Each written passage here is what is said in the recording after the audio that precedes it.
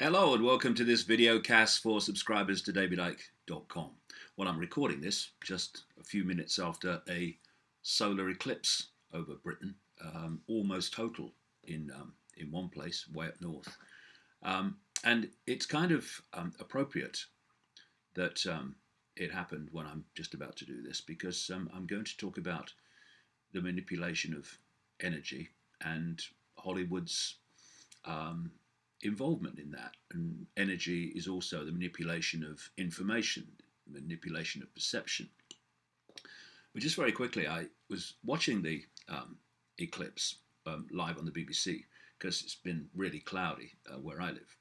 And there's a guy there, a so-called expert on the heavens and astronomy called Brian Cox, and he pointed out something that pointed out in my books, that the solar eclipse happens because the moon is 400 times smaller than the sun, and it's 400 times nearer to the earth. And so that combination means that at the time of a solar eclipse, a total solar eclipse, the moon looks the same size as the sun from the earth. And he said that, and then followed it by saying, but that's a complete coincidence. Well, it ain't. And I've gone into this, among much else, in the perception deception. The idea that that is a coincidence just betrays a total misunderstanding, I would suggest, and certainly an imprisonment of possibility that mainstream science is infested with. And mainstream science will never answer the great questions of life because it's looking in the wrong place. Indeed, it won't look in many places because it's outside of its field of official song sheet. And the other thing that I noticed when people were talking about their experience of the eclipse today is that they felt weird, they said. It was a strange feeling. It was a strange atmosphere. And what is atmosphere? Atmosphere is energy.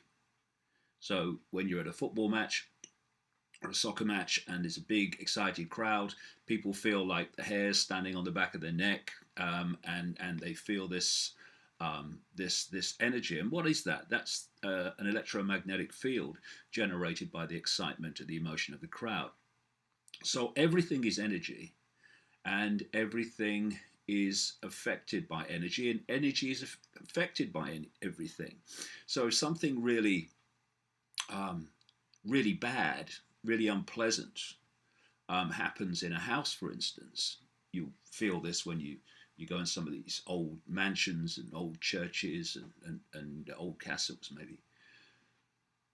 You go in and you go, oh dear, I don't like this. Ooh, it's eerie. What is eerie? It's atmosphere. What is atmosphere? It's the impregnation on that energy of the nature of the experience that has happened there. And you get other people, they'll go into a room and think, oh, this place feels so joyous, so happy. And that's just another situation that impregnated itself upon that energy field, which then people feel. So when you are coming from that perspective and you look at Hollywood, it is the manipulation of global perception, and it uses very deep esoteric or satanic, more like, techniques and rituals to manipulate energy, to manipulate perception, and to manipulate the viewers of the movies. And you know, I've been all over the world, and Hollywood movies are everywhere. They are one of the great ways that people's perceptions of everything, historical events, whatever, can be manipulated to believe a fairy story instead of looking at what actually happened. And the reason I'm saying all this is I watched a DVD this week, which I think has just come out, of a movie film that's called Starry Eyes. And it is the story of an actress getting caught up in the satanic cult that is Hollywood. And it's not just Hollywood; it's the mainstream, the mega mainstream entertainment industry in general, because people don't become superstars by accident. Yes, sometimes it's pure talent, but rarely. It's what is behind you. I mean, I've seen so many talented people get absolutely nowhere because they're not what the system wants, not what the system requires. And this movie, Starry Eyes, was about about the way they chose people and why they chose people and what they were then going to use them for. And you look at the very name, Hollywood. Hollywood. The holly was the sacred wood of the Druids in Celtic times, and Harry Potter in the massively esoteric, impregnated Harry Potter books and films had a holly wand, and the whole thing about holly can be seen in so many different places. For instance, our Christmas, of course, is associated with holly, but it comes from Saturnalia, which was the Roman festival up into the same period, midwinter, around what we call Christmas. Saturnalia was the festival of worship to the god of the Romans, Saturn. And holly, esoterically, is associated with Saturn.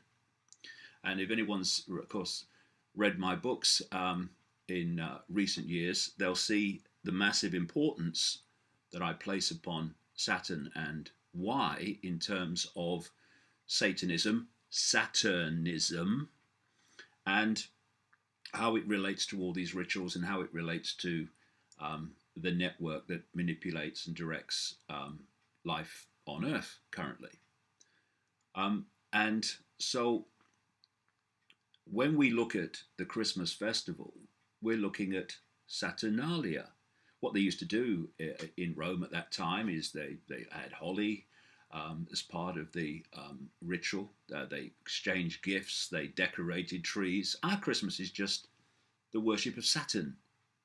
And I don't think it's a coincidence at all that Santa is an anagram of Satan, because Satan, Saturn, these are interchangeable terms when you get into the levels of ritual that go on all around the world and go on massively in Hollywood, holy wood, the holy wood of the Druids. And over the years, I've